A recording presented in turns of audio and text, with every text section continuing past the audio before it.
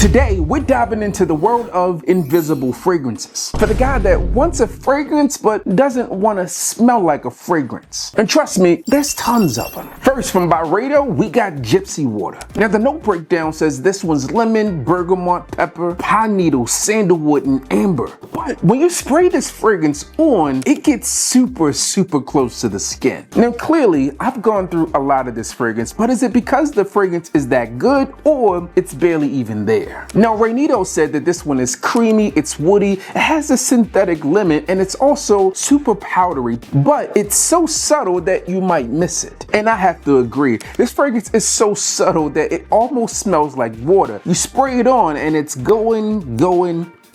Moving on, we got Versace Dreamer. Now, if you're into fragrance collecting, you've likely heard about this one because it's almost like a must-have in any fragrance collection. And not because it's overly amazing, it's almost like a rite of passage. I mean, it comes at you at an extremely affordable price point, plus the performance on this fragrance isn't too bad. And the top of this fragrance is supposed to feature juniper, tarragon, and artemisia, and all of those give you this herbal but bitter and almost sweet feel. But in the heart here, you get some florals that come to life with some iris, lily, and flax, and then the base here, you get a little bit of amber. But what does any of that mean to you, and why is this one invisible? Well, the truth is, this one comes off smelling extremely soapy, and if it smells like soap, then it smells like you have nothing on. Overall, for what this fragrance is, it's extremely nice. And if you're looking for a cologne that doesn't smell cologne-y, this is it. Today, there are a ton of fragrances on the market that have this clean, fresh vibe, but Versace Dreamer happened to be one of the OGs. I've been doing this longer than you, Sway.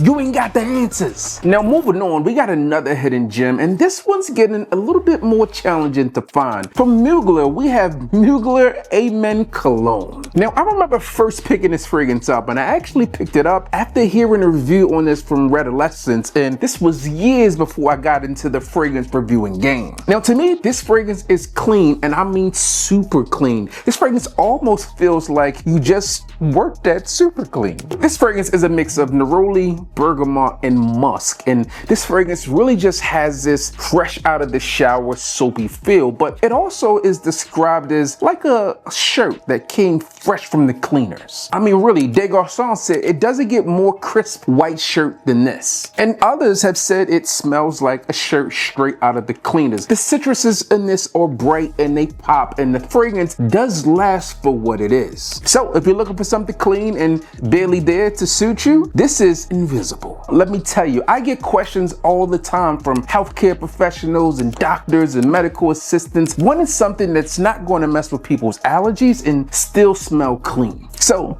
this list is for them and you. Moving on, from Mont Blanc, we got Mont Blanc's Legend Blue, and don't let the name fool you. This one's more woody and aromatic than it is blue. We just figured out Blue's Clues. We just figured out Blue's Clues. Now, this fragrance takes the original Mont Blanc Legend DNA, it smooths it out a bit, makes it a little less in your face, and also subtle and soft. In this configuration, people have said that this one smells like shower gel, and also a little bit generic, but for this case, it's not necessarily a bad thing. Now, we all know that Prada makes some of the best clean fragrances on the market, and with this one, people say it's oddly almost like a Prada. Now, if you wanted to make a statement, Legend Blue is likely not the fragrance you're going with, but if you want to smell good and inoffensive, this is a fragrance that deserves your money. Moving on, from the Master of Seduction, we got Tom Ford's Azure Lime. Now, this fragrance doesn't get a ton of shine, but it was once alive and well,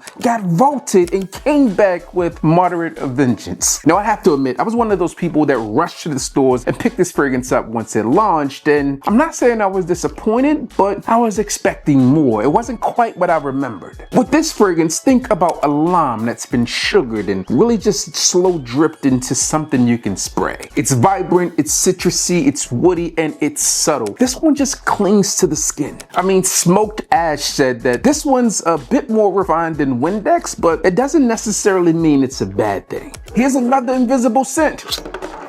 I was not expecting that to happen. I wanted like this cool graphic. and for it to go away. So there's that. Next, we got a fragrance that inspired my love with this brand, and it gets a lot of hate, and I think some of it is deserved. From the house of Joe Malone, we have wood sage and sea salt. Now let me tell you, this fragrance, when it is there, smells phenomenal. Now just like most Joe Malone fragrances, this one is known for being in your face and there and pleasant, and then poof, beyond. Now, when it comes to recommending fragrances, this is one of those that I tend to recommend for healthcare professionals all the time. This fragrance is fresh, it's elegant, it's calming, but the reviews are true. It does tend to disappear. This is one of those fragrances that you can wear to meet her parents, and they're gonna say, there's just something about that guy. Now, despite all the great things said about this fragrance, you gotta catch it while it's there, because once it's gone, it's gone. So I would say that this is best for short journeys or short experiences, but if you wanted to make sure you kept the party going, you gotta bring a decant. When I think about this next fragrance, I think splish splash, I was taking a bath. This is turquoise water from the house of precious liquids. Now when I think of turquoise water, I think of like a true cologne version of Herba Pura from Azure. You get some of those similar vibes. It's aquatic, there's this lovely pear. It's lemon zest, honeysuckle, driftwood, vanilla, musk, and the list goes on. But this scent does smell really, really good. Also, what I enjoy about this scent is the coconut water in here, because it doesn't come off like a Virgin Island water, nor does it come off like a Jean Paul Gaultier Le Beau. This is somewhere in between. It's a bit more creamy, a bit more dense, although it does stick closer to the skin, and really it's just a fragrance that works. It smells clean, you get some fruity elements here along with that good aquatic take, like you're bathing in some type of juicy coconut water that's been infused with some extra ingredients. So for what it is, it's pretty dope. Another fragrance I feel fits incredibly well in this invisible line of fragrances happens to be from Initio, and this one is none other than Musk Therapy. Now when I think about this fragrance, I think of cool,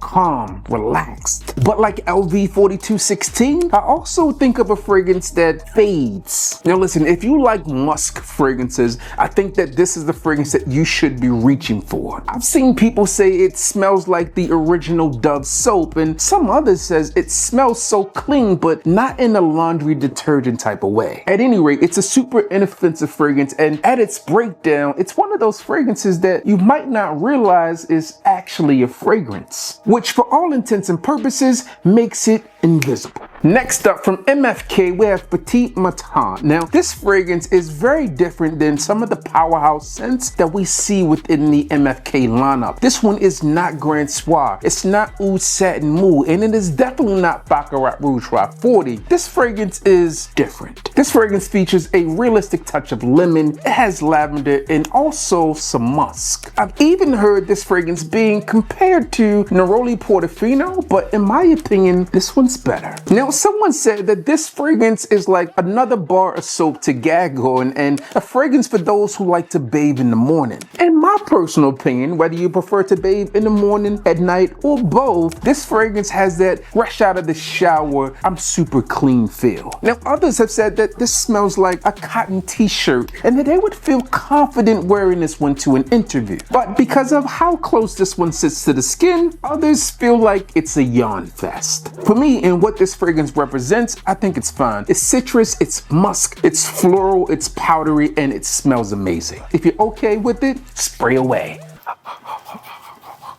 It's invisible now.